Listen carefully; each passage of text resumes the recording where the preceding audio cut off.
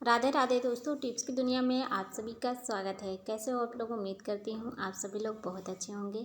रोज़ की तरह आज फिर से एक नई वीडियो लेकर आ चुकी हूँ आप सभी के लिए। बहुत ही बेहतरीन से बेहतरीन आइडियाज़ मैं आप सभी के साथ शेयर करने वाली हूँ इस वीडियो में। चलिए दोस्तों, वीडियो को शुरू करते हैं। दोस्तों, दिवाली पर सभी लोगों ने दिए जलाएं, मोमबत्ती जलाई। तो क्या आपने देखा कभी मोमबत्ती जो पिघल जाती है वो ऐसे ही पड़ी रहती है? तो मैंने जितनी भी मोमबत्ती पिघली हुई पड़ी थी सब मोमबत्ती को इकट्ठे उठा कर रख लिया था। अब जो चीज़ मैं बनाने वाली हूँ इसके बारे में कभी आपने नहीं सोचा होगा। तो देखिए, मैंने यहाँ पर एक मिट्टी का दिया लिया है और इसमें मैं टूटी हुई मोमबत्तियों को भर दे रही हूँ इस तरह से।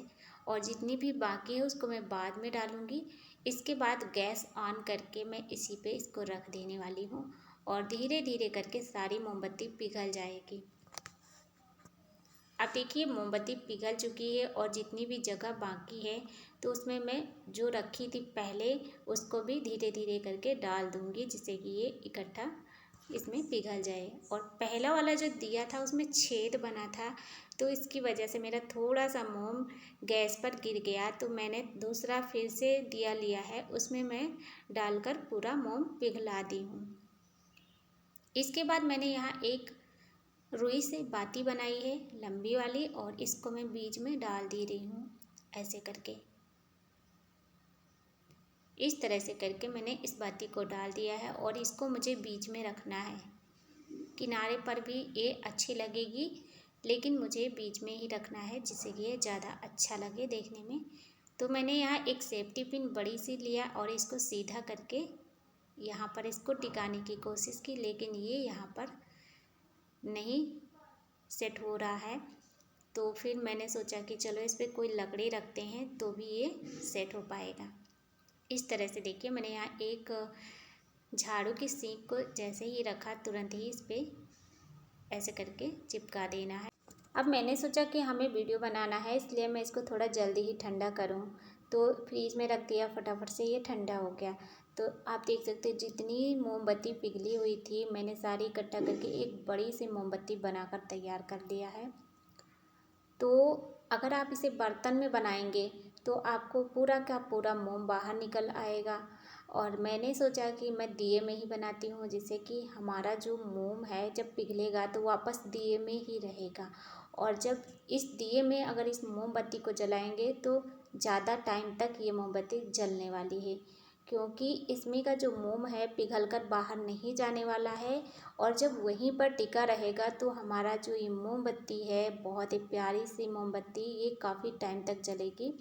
मैं जलाई तो मुझे बहुत ही ज़्यादा खुशी मिली कि चलो एक टाइम के लिए, जब हम 10-5 रुपए की मोमबत्ती ख़रीद कर लाते हैं, कभी कदार होता है घर में जब लाइट चली जाती है तो हमें इमरजेंसी में 10-15 रुपए की मोमबत्ती ख़रीदनी पड़ती है। कितना भी हो आपके घर में लाइट हो, इन्वर्टर हो, लेकिन मोमबत्ती की ज़रूरत पड़ती ही पड़ती है।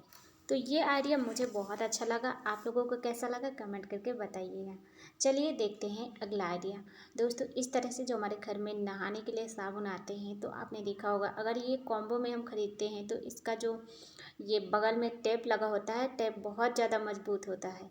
तो ये टेप खुलता नहीं, आप देख सकते हैं ना, एक एक करके इसमें फाड़ते जाओ लेकिन टेप नहीं खुलता है और हमारा साबुन ना पूरा खुल जाता है। तो इसको पहले ही इस तरह से ब्लेड से थोड़ा थोड़ा काट के रखेंगे तो तुरंत ही निकलने में आसानी हो जाएगी। अब इसके बाद में क्या है, मैंने एक साबुन लिया है, नहाने का साबुन, और इसमें मैं इस तरह से माचिस की तीलियों को लगा दे रही हूँ, इसके अंदर घुसा दे रही हूँ। तो अब इसमें माचिस की तीलियाँ डालने से क्या होगा, ये तो आप ज़रूर सोच रहे होंगे। तो देखिए, ज़्यादा सोचने की ज़रूरत नहीं है, बस आप अगर ये काम कर लेंगे तो आपको रोज़ रोज़ की झंझट ख़त्म हो जाएगी।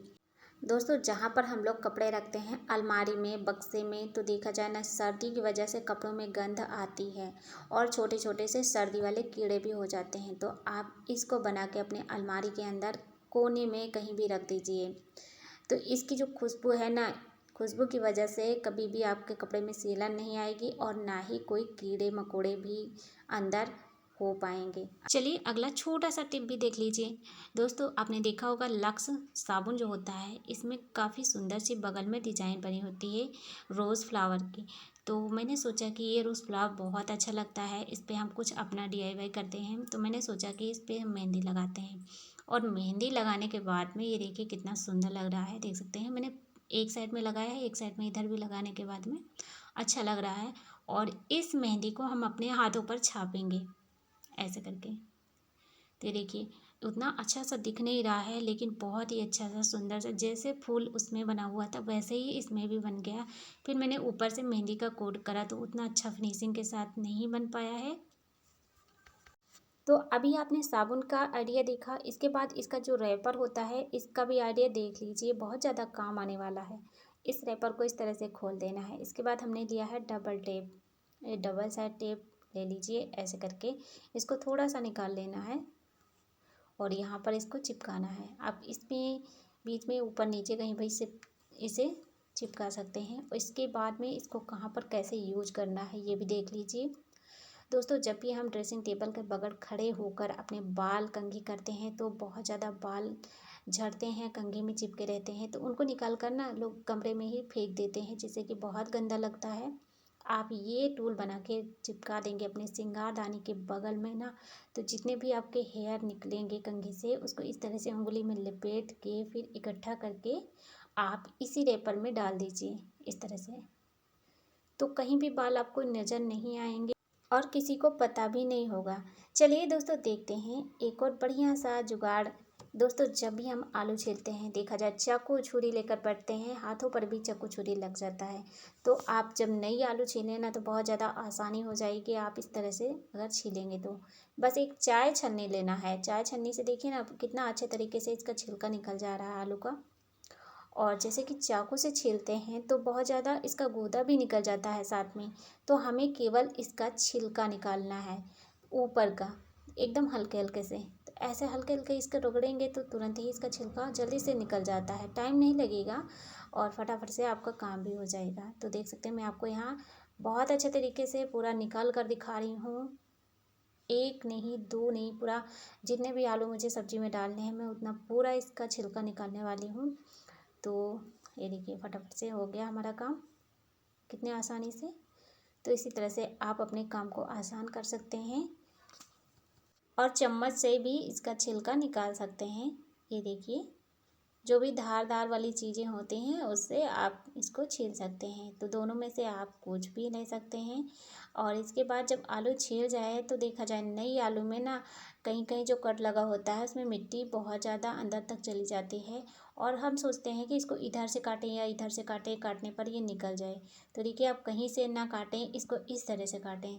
ध्यान से देखिएगा, आप ऐसे करके जब निकालेंगे तो इसका बढ़िया बराबर से जहाँ तक इसमें अंदर बालू या मिट्टी छिपी है तो आप उस तरह से पूरा करके अच्छे से निकाल पाएंगे। देखिए आपको कहीं से सोचने की ज़रूरत नहीं पड़ेगी हम किधर से काटें तो ये पूरा अच्छे तरीके से निकल जाए। तो आप बीच से जब काटते हैं ना तो पूरा आलू इधर से उधर से काटते हैं तो उसका साइज़ भी बेकार हो जाता है। तो इसी तरह से आप काटेंगे तो आपको बहुत ही ज़्यादा अच्छा लगेगा और काटने में भी आसानी हो जाती है। चलिए दोस्तों एक और बढ़िया सा आइडिया देख लेते हैं। जब लोग चूड़ी पहनते हैं लेडीज़ लोग तो इस तरह से देखिए ना, छोटी चूड़ी होती है तो हाथों में जल्दी से नहीं पहन पाते हैं और बहुत दिक्कत होती है, चूड़ी टूट जाती है तो हाथ पर भी लग जाता है। तो आपको एक छोटा सा मैं टिप बताऊंगी। इस तरह से जो नहाने का साबुन होता है आप ये साबुन लेकर इस तरह से अपने हाथों पर लगाइए, थोड़ा सा लगाना है। जहाँ पर आपको लगता है कि हाथ में थोड़ा सा हड्डी ज़्यादा है यानी मोटापन है तो यहाँ से चूड़ी अंदर नहीं जा रही है तो यहाँ से इस तरह से लगाना है। थोड़ा सा पानी भी लगा लीजिए जिससे कि साबुन गीला रहे, सूखे ना, ऐसे करके। तो आपको ये मैं छोटी चूड़ियाँ पहनने के लिए बढ़िया सा बता रही हूँ टिप। जैसे कि लोग फैंसी चूड़ियाँ पहनते हैं ना तो भी आप इस तरह से पहन सकते हैं। और ये देखिए साबुन चिकना होता है जिसकी वजह से चूड़ी फटाक से अंदर कलाई में चली जाती है, बिल्कुल भी आपको दर्द नहीं होगा और ना ही किसी की सहायता लेने की ज़रूरत पड़ेगी कि भाई मेरे को चूड़ी पहना दो, मेरी हाथ में चूड़ी नहीं जाती है। वैसे मेरे हाथ की कलाई बहुत ही ज़्यादा पतली और छोटी है तो इसमें कितनी भी छोटी चूड़ी हो चली जाती है आराम से, लेकिन अगर हाथों से भी ज़्यादा छोटी चूड़ी है तो वो नहीं घुस पाती है। तो देखिए इस तरह से मैंने आपको छोटी चूड़ी पहन कर दिखाया है। ये मेरे पास छोटी साइज़ की थी तो मैंने इसको ले लिया है। वैसे तो सभी लोग बड़ी चूड़ियाँ ही पहनना पसंद करते हैं, लेकिन कुछ लोग ऐसे हैं जिनके हाथों में चूड़ियाँ नहीं जा पाती हैं। कितनी भी अच्छी चूड़ी खरीद लें लेकिन पहन नहीं पाते हैं। तो दोस्तों ये बहुत अच्छा तरीका है चूड़ी पहनने का। कितनी भी छोटी चूड़ी है आप साबुन की सहायता से पहन सकते हैं। अगर आपको आइडिया पसंद आए, वीडियो अच्छी लगे तो शेयर करें, चैनल को सब्सक्राइब करें। Thanks for